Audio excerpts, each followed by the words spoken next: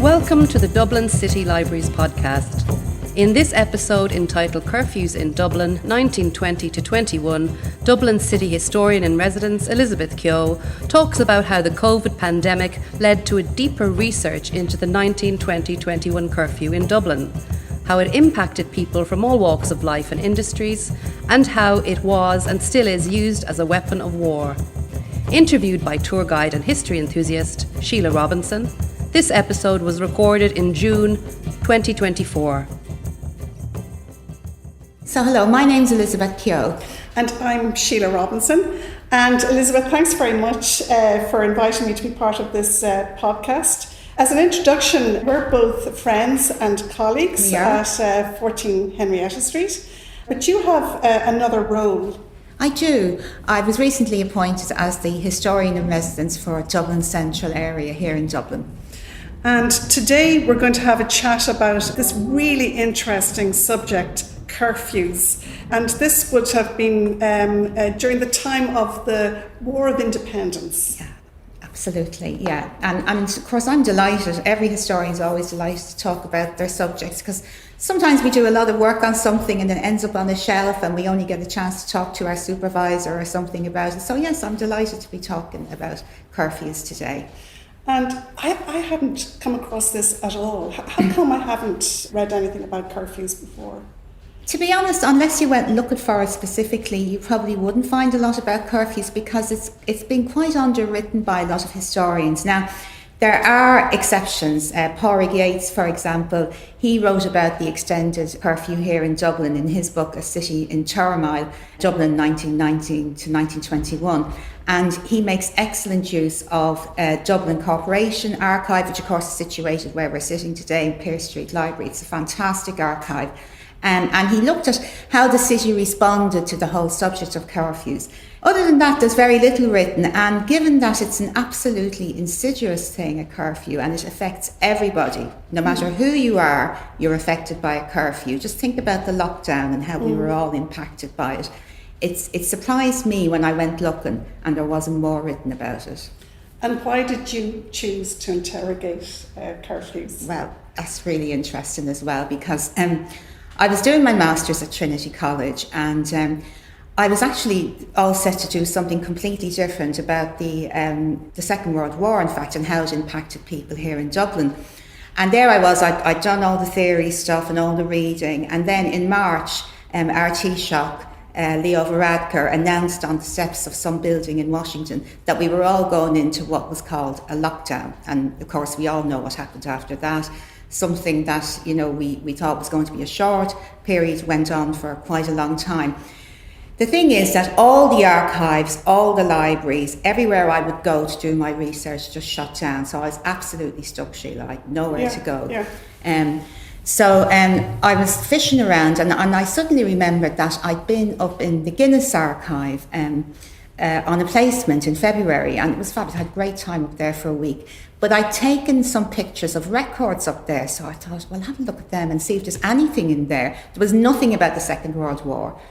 But I started to notice there was a lot of memos, minutes, lots of papers, things flying backwards and forwards between the board and the foreman on the floor about this curfew, 1920, 21, that kind of time, and how it was affecting the men.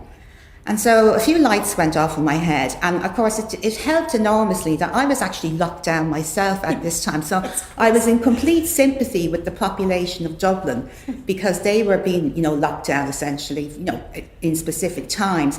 So it's pure chance, absolute pure chance, yeah. You've described this area of study as microhistory. I've never heard of this. Can you explain this to me?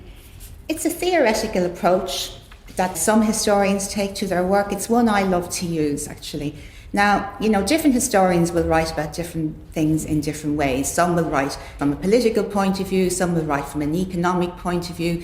I'm a bit of a social historian as well, but microhistory is taking a very particular thing, a time, or a person, and basing your study around that person.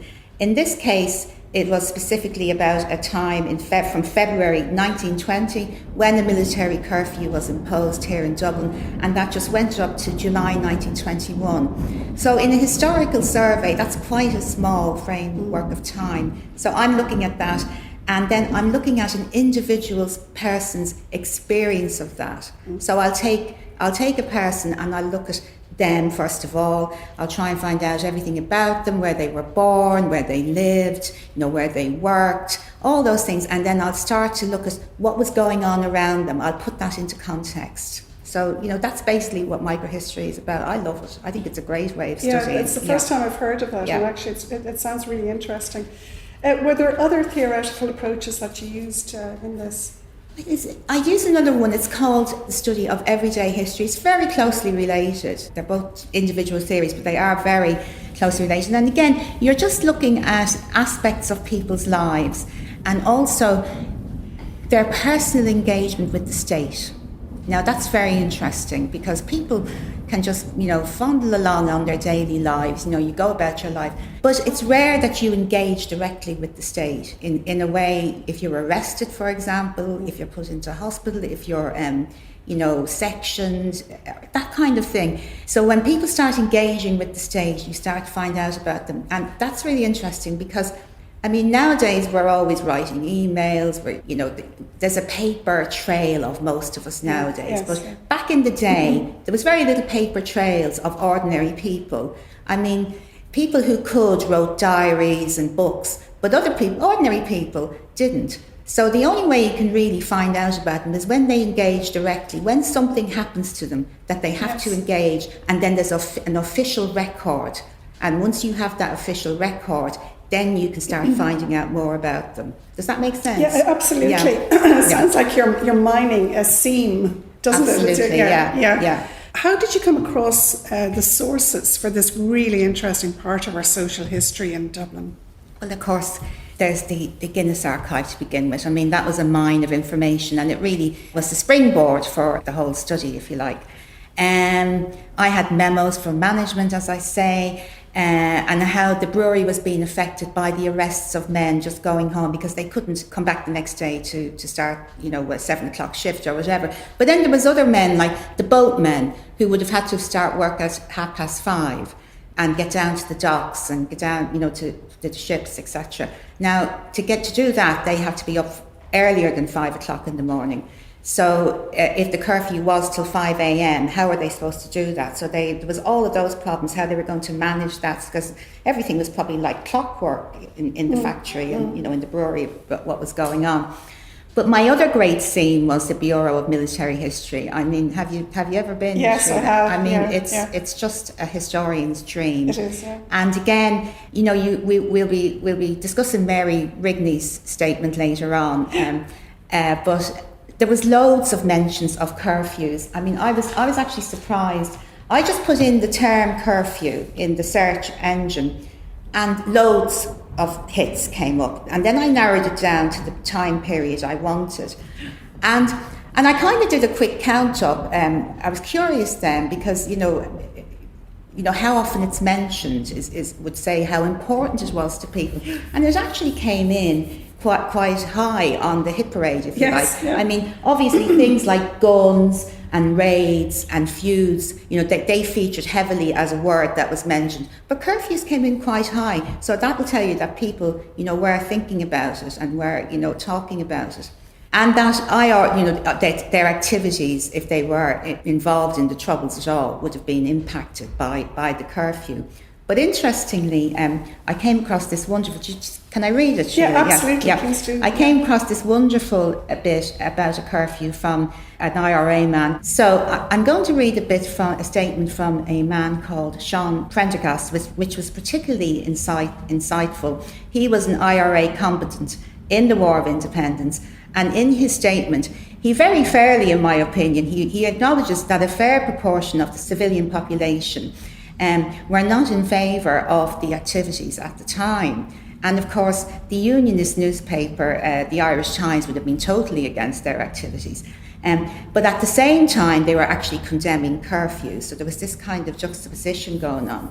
So while the tactics of the IRA were attracting criticism in some quarters, the inconveniences caused by curfews weighed heavily on the population. Yep. And this is what he says. The operations of the curfew each night resulted in the arrest of numbers of people who, in many instances, unconsciously forgot time and misjudged distances, and in consequence took chances in trying to evade the nocturnal patrols. You have to remember that there would have been curfew patrols out trying to catch people out after hours. So what he's saying there is it really gives you an insight into what it was like. People could forget the time, they could misjudge, how long it was going to take to get from one place to the other. And then he goes on to say, in many ways it made inroads on our private lives and family lives, increasing the difficulties on occasions when people were sick, not to mention the anxieties and embarrassment caused to night workers and the inevitable uneasiness and fear associated with the absence of members of their households who had to remain put up in other people's houses rather than returning home. So can you see how...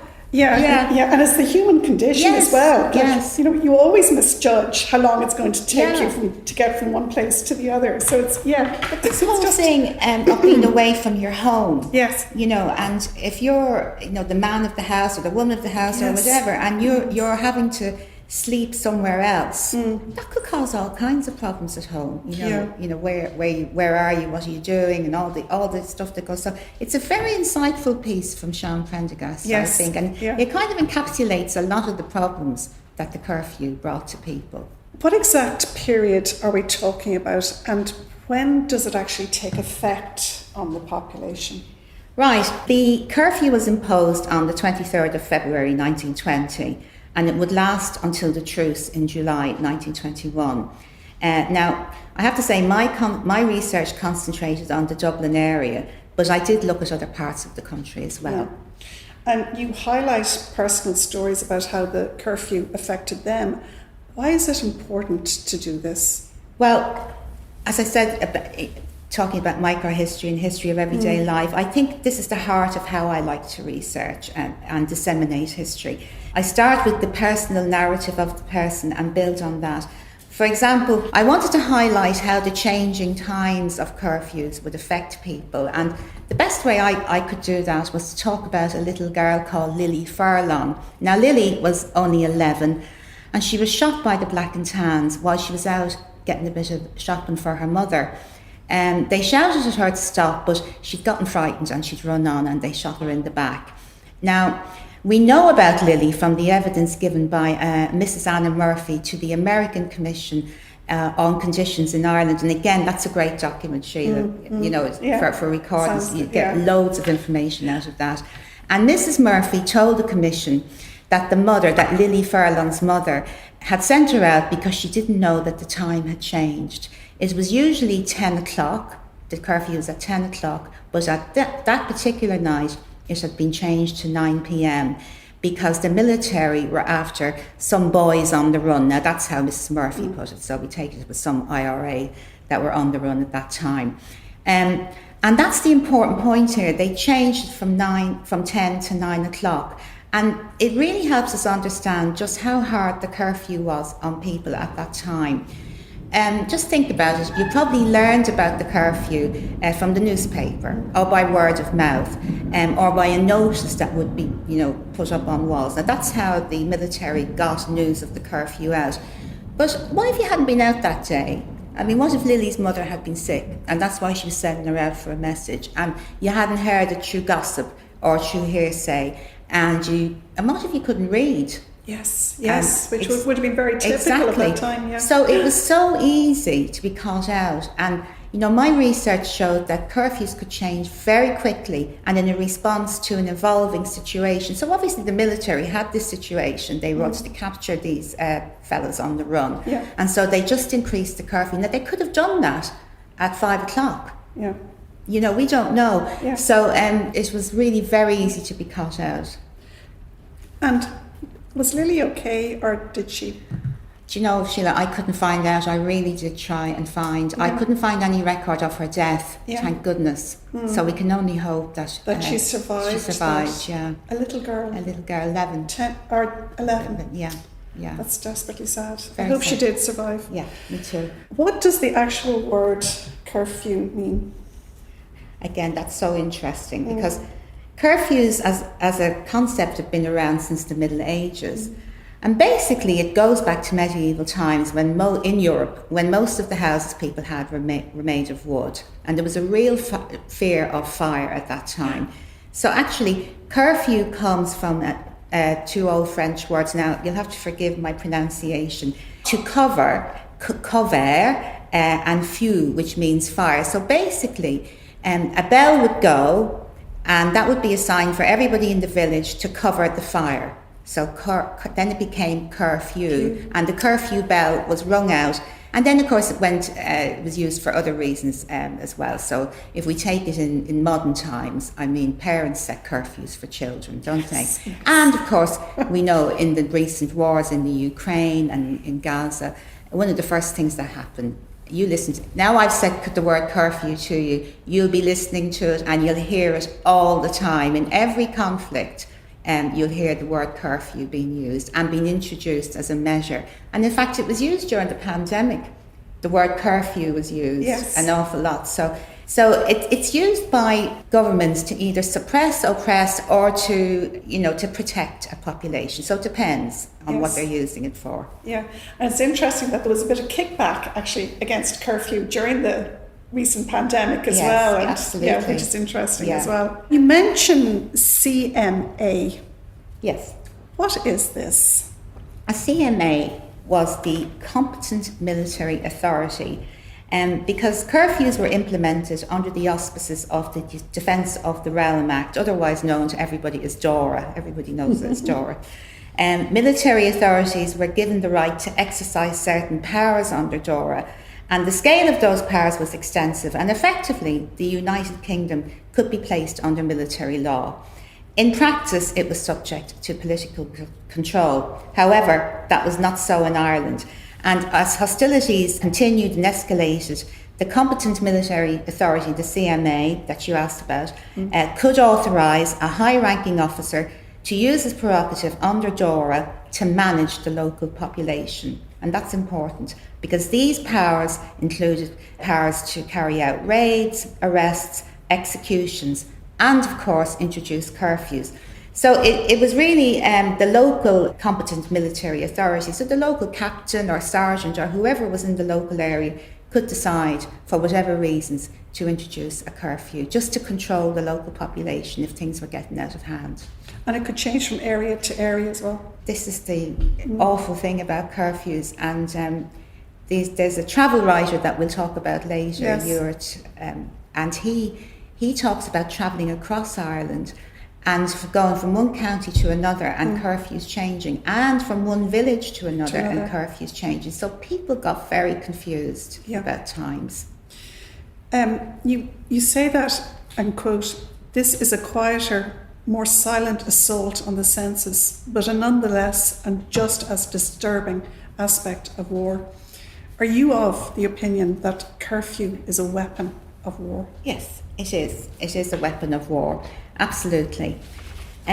You see, to put it simply, in any kind of conflict, you'd have to be fairly unlucky to be shot by a military patrol or to be blown up by a bomb or whatever. I mean, I know it happens and it happens too much, but you'd be unlucky if that happened to you. But just think about a curfew. It doesn't matter who you are. It doesn't matter what class you are. It doesn't matter what sex you are. It doesn't matter where you come from. You can be impacted by curfew. So it's a weapon of war that just spreads out and affects everybody. And it affects you in your own domestic space, right up to your doorstep, and in some cases across your doorstep. And I mean that in the literal sense, Sheila, because as you know, I write about a young woman called Nora Conroy, who was the mother of a 5-week-old infant, and she was shot through the forehead as she stood on her doorstep, and she was only looking out to see she heard some kids running past because they were running up the road to get in because the curfew had started, and a bullet ricocheted and hit her on the forehead. I mean, shocking. It is shocking. Yeah. And then another young man, 21-year-old Lawrence Bryan from Bray, again, at the tender age of 21, shot as he stood on his doorstep. And when the officer came to the house to talk to his mother, she said to him, "You've shot my son." And he said, "Well, why didn't he halt? I mean, he was on his doorstep. Why did he have to halt?" So it really took the war into people's homes.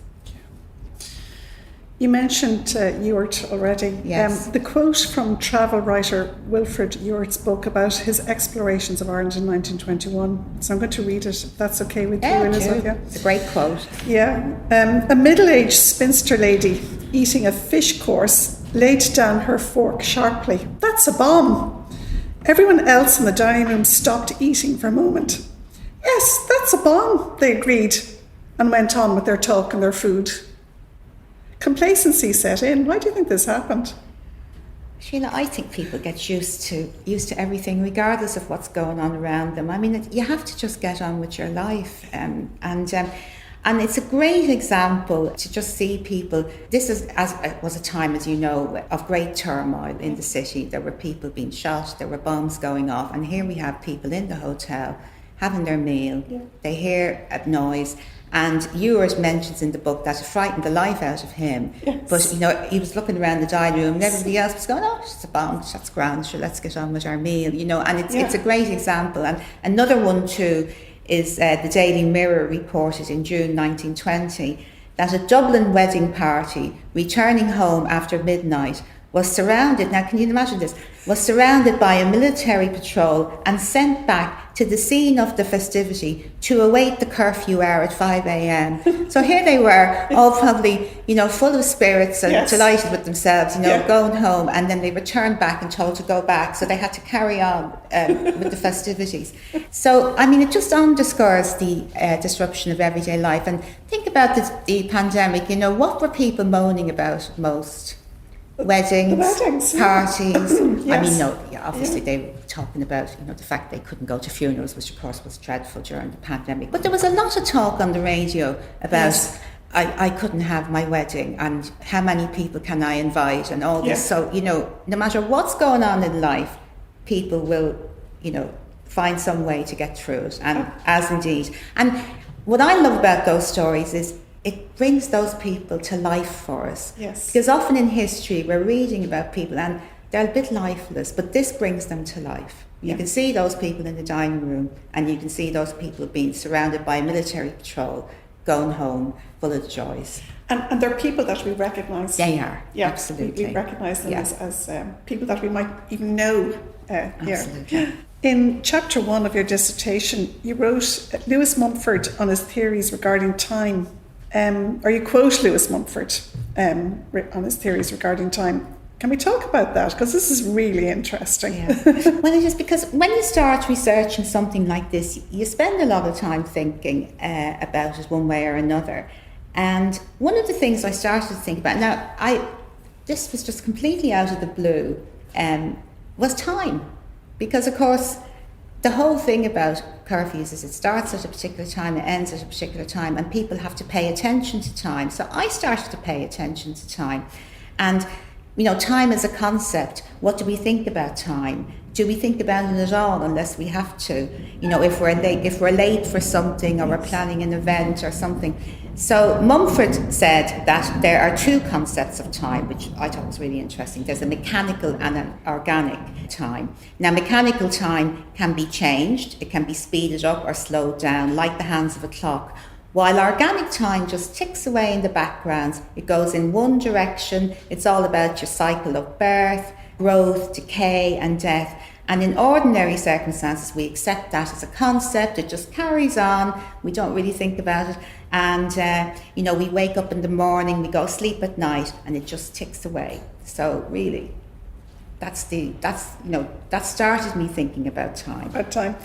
There's a lovely quotation in your thesis from John Singh's book about the Aran Islands. Could you read that for us and say why you used it here? I used it here because it just jumped off the page to me about how people in agricultural, rural Ireland and somewhere like the Aran Islands would think about time, and then how different that would be from people maybe in the city. So what he says, while I'm walking with Michael, someone often comes to me to ask the time of day. Few of the people, however, are sufficiently used to modern time to understand in more than a vague way the convention of the hours. And when I tell them what o'clock it is by my watch, they're not satisfied and ask how long is left them before the twilight. General knowledge of time on the island depends, curiously enough, upon the direction of the wind. Nearly all the cottages are built with two doors opposite each other, one more sheltered of which lies open all day to give light to the interior. If the wind is northerly, the south door is opened, and the shadow of the doorpost moving across the kitchen floor indicates the hour. As soon, however, as the wind changes to the south, the other door is open, and the people who never think of putting up a primitive dial are at a loss. When the wind is from the north, the old woman manages my meals with fair regularity. But on the other day, she makes my tea at 3 o'clock instead of 6. Isn't that wonderful? I love that. Isn't it? And it's a beautiful image. As the sun crosses through the door and across the floor of the cottage, and the wind, it's so environmental as well, and primitive also as well, but in a very beautiful way, isn't it? Yeah. I love that. And of course, that's how people told the time, and and he was either going to get his tea at 3 or 6. It's brilliant. And I started looking about, time as when did it start to emerge as something that was important to people, timekeeping, and it actually started in the West with the monasteries and their desire for power and order. So, and then with the Industrial Revolution and the development of manufacturing industry, timekeeping became important in people's lives, not as something abstract, but as something that had to be accounted for or kept. So the whole notion of being on the clock came in, clocking in, clocking off. And Mumford also argued that time is not merely, and now this is important, it's not merely a means of keeping track of hours, but of synchronizing the actions of men. So, in a war situation, time can be weaponized, as it is in a curfew, and used against people. And so then I would argue it is a weapon of war, absolutely. Yeah, that is so interesting. Yeah, and time becomes a commodity as well. Yes. Please explain how the curfew affected Guinness's. You talk about 3 men in particular, Langston, Canning and Canavan. Absolutely. All 3 of them were picked up by the curfew patrols on their way home from working a shift at the brewery. They were arrested and kept in places like the Bridewell overnight, and they were released the next day. So just imagine it, they're arrested the night before on the way home, and then they spend the night in the cells. So they arrive in the next day late. So shifts would have started at 7 o'clock, and so they arrive in at 12 o'clock or 1 o'clock. So they're met on the brewery doorstep by the foreman, who says, why are you late? And he's already been told by the board that they're not allowed to resume work until they can prove that they were arrested, because otherwise they could be just, coming in late, and that wouldn't be acceptable. So poor old Canavan or Langston, they have to go all the way back over to wherever they spent the night in jail and ask the desk sergeant for proof that they had been arrested. Then he has to write the proof out, and then they have to bring it back over. And then they're allowed to start back to work. So that's a whole process there. So it means that Guinness are being affected because there's 2 or 3 men missing a shift, and there's a whole kind of paperwork being affected. So the sergeant is being affected because he's been asked to provide this paperwork, and then pretty soon, Sheila, the sergeants get fed up. They say, we're not doing this anymore. So it's a phone call. And even then they're saying, we're not doing that anymore. So, there's a whole kind of process being started up here. And in the background, I've come across all these memos, flying around from the board, saying, what are we going to do about this? We have to do something. And as we know, they do something then in the end. You can see how the police stations were overwhelmed. But things came to a head with the case of Joseph O'Reilly, and Guinness deferred to their lawyers. They did. Can we discuss this? They did. Now, and again, Joseph O'Reilly's case takes us again into the lives of people there, because there he was. He'd gone out for a day out in Bray. He'd put on his best clothes, to do that. And he got back into Westland Row Station, and obviously it must have been after the curfew, because he tried to get a cab, but he was caught and he was detained. And he explained that to the magistrate. And when he returned to work on the Monday, so obviously he'd been out in Bray for the day on his day off on Sunday, he arrived in at 3:30. And it was noted by the foreman that he was not in his working clothes, so he was still in his best Sunday clothes. And he was told he could resume work in the morning because his case were actually going to the law agents. Now, this marks a departure in procedures for Guinness. They were now referring the curfew case to their lawyers, who were Fred Sutton and Co., thus incurring legal fees as a direct consequence. So here we are now, they're not only losing men at work, but they're incurring legal fees. So it's having a direct effect on the business. And I looked at a few other reports, and they were all being sent to this solicitors for rubber stamp. Costs are being incurred. Costs, yeah. And Guinness are unlikely to have been the only employer having to resort to these measures, supporting your contention that curfews were indeed bad for business. Absolutely. And it was actually raised in Westminster in March 1921 when an Irish MP, Mr. Devlin, asked the Chief Secretary whether his attention had been called to the extreme hardship and financial loss caused to the motor trade in Dublin and in other Irish towns by curfew regulations, and the orders restricting the use of motor cars to very limited areas. Now again, we're getting an MP asking about not only curfew regulations, but now we have a new thing that we're aware of, that, actually driving your car is being restricted as well. So, there's more restrictions. The Chief Secretary really didn't make any recommendations to change this.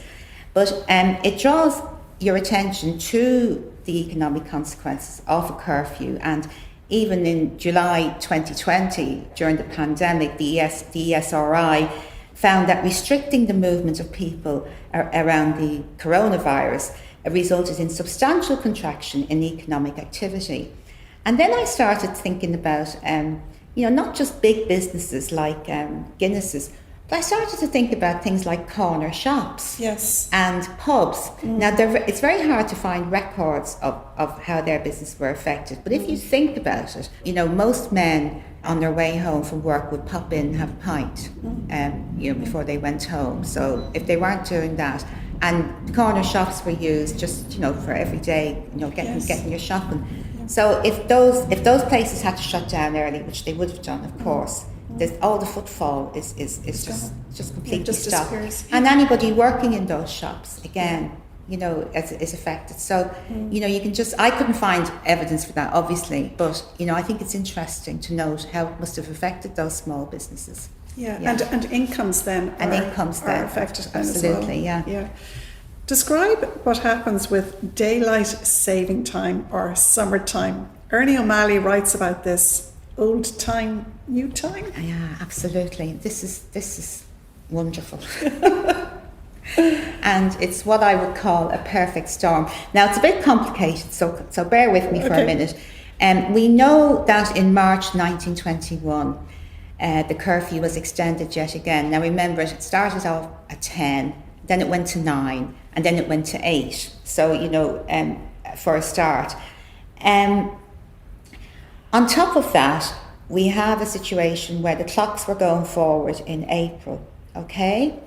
And on top of that, we have another situation where summertime clocks going forward had only been introduced in 1916, okay? So people are getting used to, this whole new things of clocks going backwards and forwards. Remember, we've got this whole thing about time anyway, and people being aware of it. And then on top of all that, we have the fact that there was a thing that was known as Dublin time. Did you know about that? No, I didn't know about that. Yeah, it was called Dublin Mean Time. Dublin had its own time zone, which was 25 minutes and 21 seconds behind Greenwich Mean Time. Did this have something to do with railways? I'm not sure if I think it had more to do with ferries. Oh, ferries, of and, course. And that kind of thing. Yes. But anyway, there was this old time, new time. And so when I was writing this dissertation, I started to ask people, do you ever hear about this old time, new time thing? And people did. Yes. People remembered their mothers or their grandmothers talking, actually, that's old time, and no, that's new time. And then I looked into it, and it's this old time, new time thing, you know.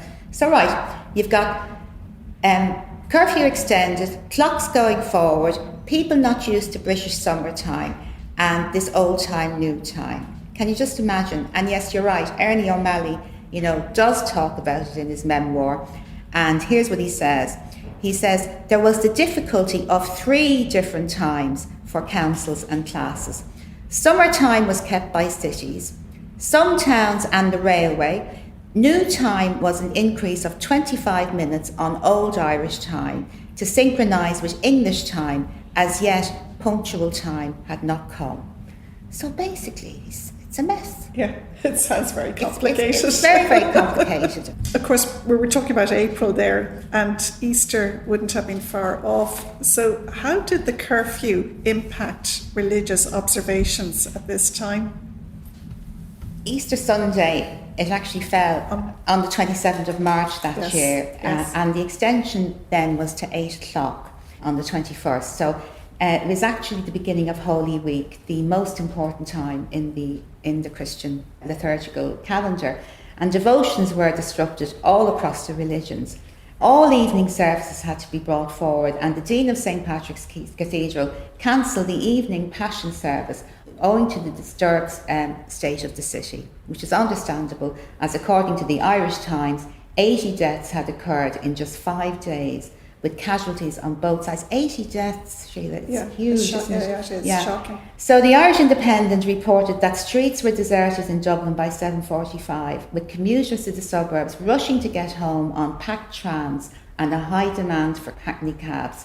There were concerns that bakers would not be able to get the Easter bread delivered because of restrictions. So special orders were given to those bakers so they could deliver the Easter bread on time. But I have to say about these special permits, they're very interesting because, of course, they've been issued all along to people like doctors, nurses, midwives and clergymen and people like that.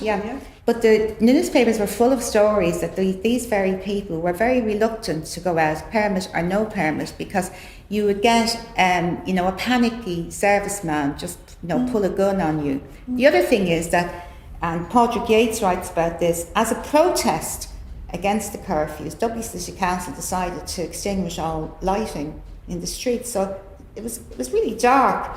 So if you were out with your permit, you'd have to shine a torch on it or something to get the soldier to recognise it. So it must have been torturous and difficult. I can really see how destructive this was. But back to the perfect storm, Elizabeth. Yeah. What about that? And it's the ferry. It's Greenwich Mean Time. Yeah. We've sort of discussed that. I mean, you can see that with the clocks going forward, with this old time, new time, you can see that telling the time becomes a problem. Guinness employees needed to know the time so they could get home before curfew to avoid being arrested and the consequent loss of wages. Now, how would they do this? The 7 men in this study were all labourers in the engineering department. They were likely to have been on the maximum tariff for labourers, which was about 50 shillings a week. And according to Tom's directory, they all lived in tenements or rented accommodations. Rents were high, as we know, about a quarter of a man's wages. Wristwatches were being advertised in 1921 at a cost of between 8 shillings and sixpence to 29 shillings. So they're a luxury item. Yeah. We could probably, surmise that not many of them would have been able to wear a wristwatch. And if they did have a wristwatch, because they may have got it from their father or grandfather, because these would have been things that would have been passed down, would they have been wearing it to work? Probably not. I don't think so. I don't think so. So how are they going to tell the time? So it's clocks on the way home. It's very sensory, isn't it? You're listening. You're listening for time, aren't you? Yeah. So I suppose the point I'm trying to make here, that time goes from being something that's quite benign in your life, to something that's quite malevolent, that's going to bring you harm. It's going to either cost you a night in the cells, or worse, you're going to be shot. So the issue of time is really important when you think about curfews. In chapter 2, you write about Mary Rigney. Can you tell me something about her very frightening journey across Dublin one evening? I love Mary Rigney. Yes, her story from the Bureau of Military History is a gift to a historian like me, because she just tells her story, and you can just get a real sense of what it was like. Right, I'll start by saying that she was born in Kildare in 1882, and in 1911 we know that she was 29 and she worked as a bookkeeper in a large hotel in Bundoran in County Donegal. But she was back in Dublin by 1917, and she'd become an active member of Cumann na mBan. She campaigned for Sinn Féin in the 1918 election, and she became treasurer of the Sinn Féin club in Harcourt Street. So she was well in. Yes. Well in. Yes. And based on all the information I have and put together about the time, I'd say this incident happened in November 1920, or between November 1920 and January 1921. And the curfew would have commenced then at 10 o'clock. So at this time, Mary lived. Now, the other nice thing about this story is that most Dubliners here will recognise some part of Dublin that I'm talking about. So it's really good. So at that time, she lived with her family in Clontarf. And her usual way home from the Sinn Féin club meetings was to get a tram from Kelly's Corner, which would take her to Nelson's Pillar, which is where the Spire is now in O'Connell Street. And from there, she'd catch a second tram home. Well, that evening, she was so interested in what was being discussed at the club, she missed her tram at Kelly's Corner. So she had to take all kinds of shortcuts to get to the Pillar, only to find when she got there, the last tram was disappearing around the corner of North Earl Street. And she recalls that she was unfortunate in having a new pair of shoes on, and they were a bit tight, so she was finding it difficult to walk in them. So she was looking around to see if there was any other way she could get home, because she was a really good distance. She was in the middle of the city to get to Clontarf. So she hailed a Jarvie, but the driver would only take her as far as Fairview, and then flatly refused to go any further because he had to get home himself before curfew. Yeah. So Mary got out of the car and started to walk, and then she tried to run but couldn't because her shoes were so tight. Now, she knew that the British troops were stationed at Dollymount. She had about 2.5 kilometres more to walk before she got home, which would have taken her about 25 to 30 minutes.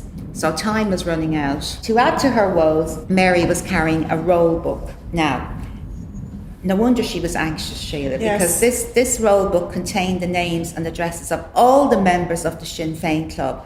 And this explains why she was getting more and more anxious. Now, these are her own words. "This was more important to me," she says, "than her tight shoes and sore feet, as the book would give valuable information to the enemy if I was arrested and the book captured." So at Howth Road corner, Mary decided to take her shoes off and run the rest of the way in her stocking feet. She goes on, and again, these are Mary's own words. "I was very uncertain of how to protect the club book if I saw any of the military coming, and I finally decided, if I did see them coming, to walk up the path to the hall door of one of the houses as if it was my own until the military passed." Isn't she great? She was cool. She was very cool. Yeah. "My next thought was, I was very near Clontarf police station, and there were always some of them at the barrack corner. They know me by sight, and it might interest them to find out why I was going home in my stockinged feet, carrying my shoes in my hand. So I decided to put them back on again and walk past the barrack as best I could. The police were all right, they didn't stop me. They merely said, 'Good night,' and I walked on until out of sight. I had decided to stop at a shop nearby and take off my shoes when I saw approaching me 4 DMP carrying rifles." I know. I can feel the anxiety coming off the page. Yeah. So she walked on coolly and said to the sergeant, "Good night." And she said to him, "Would you mind telling me the time?" I think she's got great class here. She says, "Would you mind telling me the time?" Please, I'm afraid it must be near curfew time. I miss my tramp coming home from a party, and I hope the military are not about. The sergeant said, don't worry, they have not come out yet, and if you do meet them, they will probably bring you back to us, so you'll be all right. They passed on, and I took off my shoes again and ran for dear life until I got to my own gate with no soles to my stockings. Just as I got inside, a military lorry flew past en route from Dollymount to Dublin. Now, she'd be in fear of her life here. Yeah, absolutely. She was in fear of her life, but she was also in fear of getting that roll book captured as well. Yeah. You know. Yeah, because she was responsible for the lives of others as she well. Was, and she was a combatant. She was a member of Coming. Yeah. So yes, absolutely. Yeah. So I mean, her journey that night, it just represents the dangers for members of the IRA at that time. You know, she lived at the time. I mean, she was 40. And you mentioned to me early that you know, it was lucky she was, you know, mature. She was a mature lady. She was a mature woman. Yeah. And she was, you know, she was cool in the face of all of that. And you do worry if she'd been a younger woman. Yes. Yeah, what might have happened. Yeah. Absolutely. And again, we know that in January 1921, British soldiers raided her home at Clontarf, and she was arrested for possession of 2 revolvers and 21 rounds of ammunition. Now listen to this. She refused to get in the lorry with the soldiers and demanded they contact Dublin Castle to send a car. When the officer in charge insisted that she get in the lorry, she refused again, telling him, "You have no women searchers with you. You can't lay a hand on me." Despite being bullied and harassed by the officer, she insisted on waiting for the car, which eventually came for her, and she was taken away. At her court-martial, Mary declined to recognise the court and was later sentenced to 9 months in prison. So there you go. Again, a cool head. Yes. She knew her rights. She was not going to be searched. And it was a problem because in November 1920, the problem of women being searched by men was raised in Parliament. And the Chief Secretary was asked if he was aware that the auxiliary police in Ireland had started to search women and girls in the streets in certain parts of the country. His answer is interesting because he says he wanted to make it absolutely clear that the searching of women, except by women, is unauthorised. He said that where it is necessary to search women, no man is allowed to be present at the search. Well, obviously the men arresting Mary didn't get that memo, did they? No. And you can only imagine it was going on in other parts of the country as well. Absolutely. And she was probably a case that because she was mature and because she stood up for herself, you heard about it. But of course we know that women were treated very badly by the auxiliaries as well. Absolutely. She gave this witness statement in 1952, and in the intervening years she gave up politics. She said during the Civil War she had too many friends on both sides of the divide. And she went to live in America in 1926 and she worked there, and then she came back to Ireland, but she was finding life pretty difficult, and she applied to the Bureau of Military Pensions, and that's how we know what happened to her after that. She appears to have had no relatives at the time, and her poor health prevented her from continuing work. She was eventually granted a special allowance in 1956, and she died in 1968 in St. Kevin's Hospital, aged 92. Yeah. And I read that. My goodness, what a life she led. She had, And we could have passed her in the street and we wouldn't have known. And you'd never have known that she'd been this brave woman. Yes, brave woman. Yeah. Speaking of violence towards women, do you think the curfews would have led to an increase in domestic violence? Do you know, we just don't know, Sheila, for sure, because women, you know, have always been reluctant to report domestic abuse. We know that from the past, and we know now as well. But the Irish Times reported during the pandemic that Ireland was facing a tsunami of mental health problems due to lockdowns. And there was an increase in suicide and self-harm, the health experts said. But interestingly, there was also an increase of women experiencing domestic violence, which included being strangled, raped and beaten.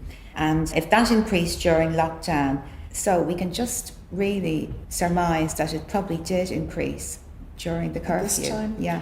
So domestic spaces are just as dangerous as an unlit street during curfew. Yes, and often the most concealed and unspoken risk for women during this period, irrespective of their backgrounds, was domestic violence.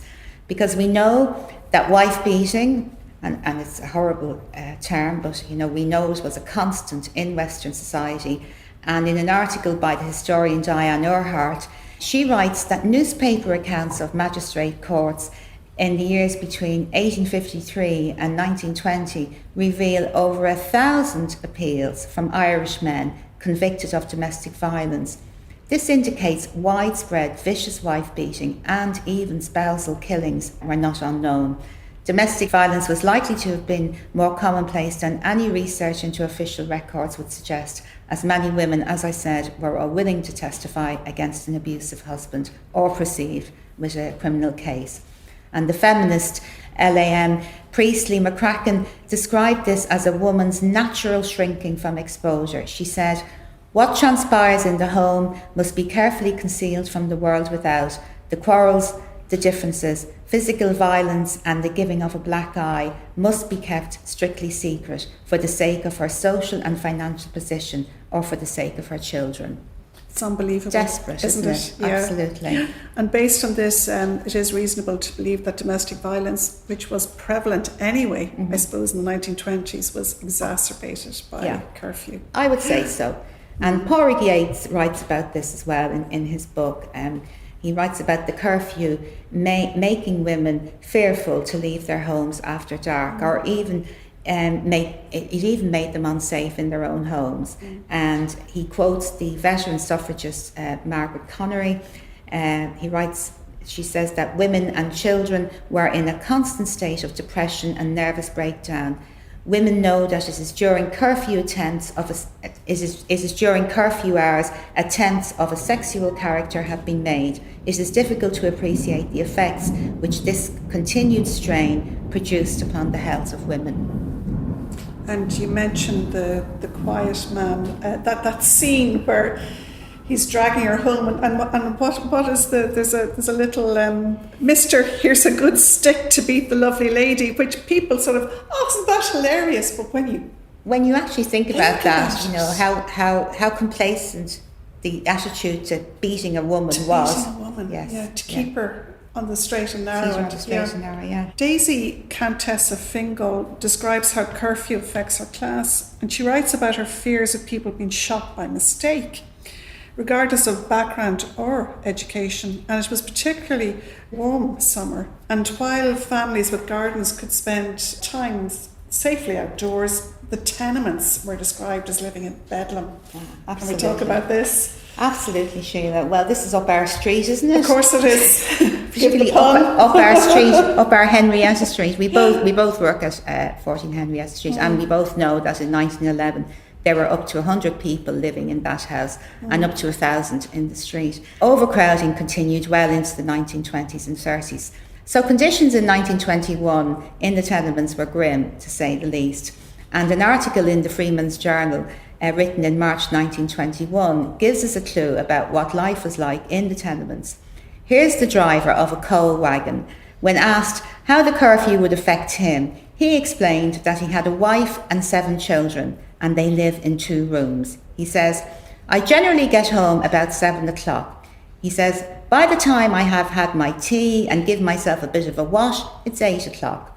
If I have a read of the paper, I'll have to stay in the rest of the night now, and if I go out after my tea, I can't read the paper when I come back, for all the children are in, and they are either running about, shouting or fighting. It'll be nothing now, only go to work or go to bed." So that's him. Yes. I mean, the poor man. And then there's this other woman in the same article who said that she had 6 sons and daughters.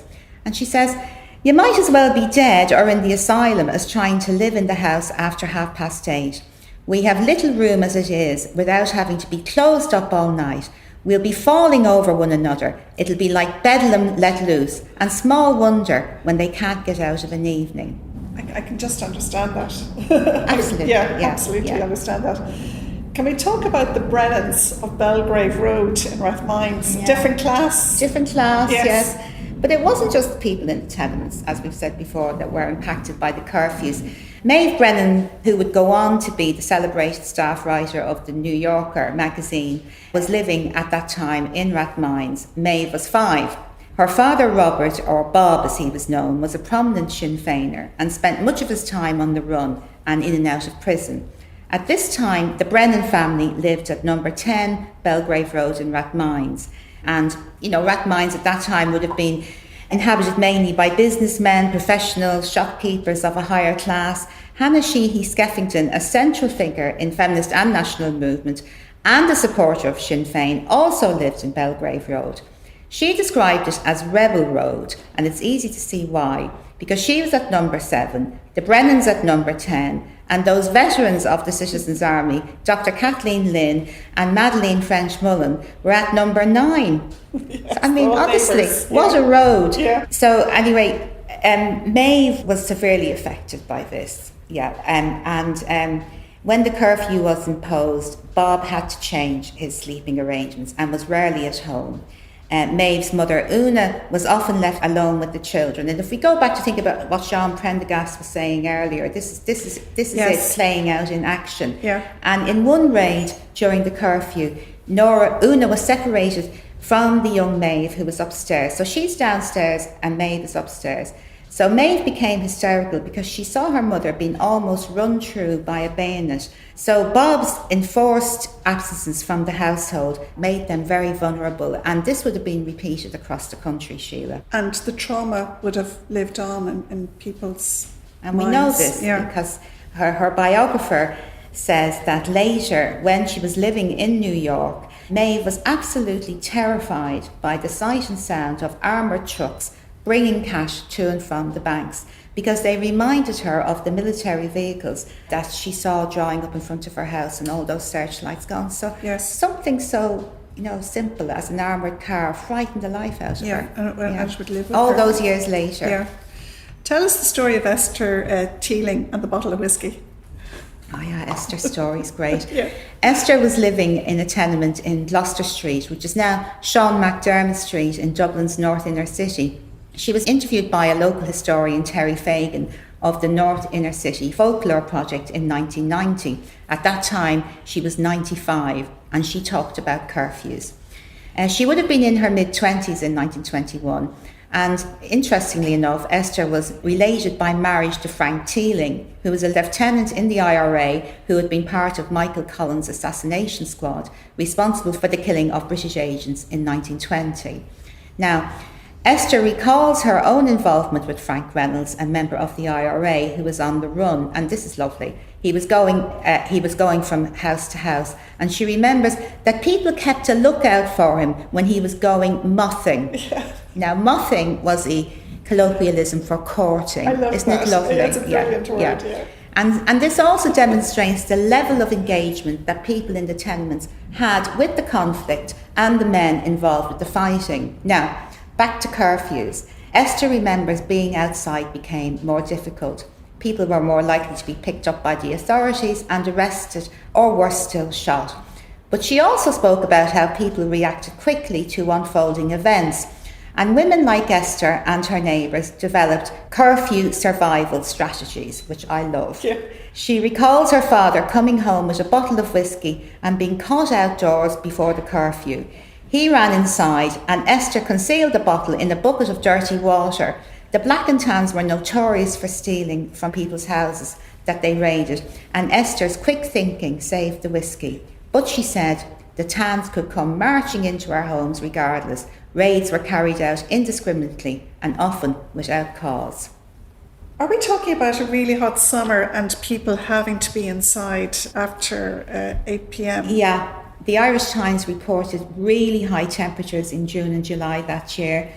So just think about it. As temperatures rose and evenings lengthened, the impact on women like Esther living in the enclosed environment of a tenement with the curfew restrictions, it must have been unbearable, Sheila. Yeah. And children, just think about it. Children used to playing outdoors and going for swims in canals and rivers. They just couldn't do that any longer. Yeah.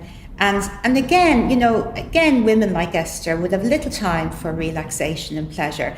And so having a chat and a bit of a gossip with a neighbour would probably have been the highlight of a day filled with drudgery, and that all stopped when curfews were imposed. You called your thesis Forgotten Measures, and you've explained how curfews have been largely overlooked by historians. Apart from that, why else do you think it was forgotten? You know, I thought about this a lot, and I really think that something so destructive and all-encompassing can be quickly forgotten in a bid to return to normality. I mean, do you remember what it was like when lockdowns ended? Yes. Do you remember? Yeah. And we all started to return to normality. Yeah. And I mean, from a personal point of view, I just wanted to move on quickly and put all that misery out of my mind. Yes. Did you? Yeah, and not waste energy on thinking about it. Absolutely. Just Yeah. let's move on. Yeah. Let's forget about it. And yeah, I totally get that. Yeah, and I think that's why it doesn't feature. Yeah. I really do. Yeah. Even though it affected every Yeah. single bit of our lives, every little bit of living. I mean, because absolutely, Sheila, because my research shows that curfews mattered a great deal to the people who lived through it. You know, contemporary authors and diarists wrote about it. The newspapers were full of it, and there were loads of references to curfews, as I've said before, in the Bureau of Military History. But my final thought for you today is that significantly, historians have written extensively about the 1921 truce. I mean, you'll know that. Yes. You know, who negotiated it, who agreed it, and who disagreed with it, and what happened next. However, newspaper coverage at the time, significantly for ordinary people, the end of the curfew was the most important detail to emerge from them. Isn't that strange? That is, yeah. And that's the thing they honed in on, and like diarists and other people said, the end of the curfew, the end of the curfew. They mentioned the truce, but it's the end of the curfew. Can I ask you one more question? Do we have a better understanding of curfews now that we've lived through our own lockdowns? Absolutely. Yeah.